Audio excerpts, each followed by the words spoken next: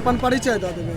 हमर नाम भेल नित्यानंद कुमार मल्लिक, घर भेल अहाँके बहेरा और पिताजी के नाम श्री गणेश मल्लिक। Ward number 4। कोन पद पर नामांकन करवेलियै? हम अखन वार्ड पार्षद के 4 नंबर से जे छै से प्रत्याशी छी। राजनीति में आवे के उद्देश्य की है?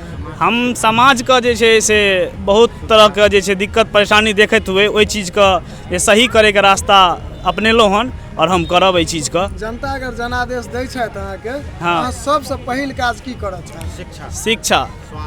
शिक्षा, स्वास्थ्य, ओकरा फेर सड़क भऽ गेल, नाला भऽ गेल। हमरा एहिठिमा देखै छियै जे नल जल योजना वाला के स्थिति तेहन खराब भऽ गेलै हन, मतलब गली गली चले वाला रास्ता नहीं छै एकटा, बुझि गेलियै।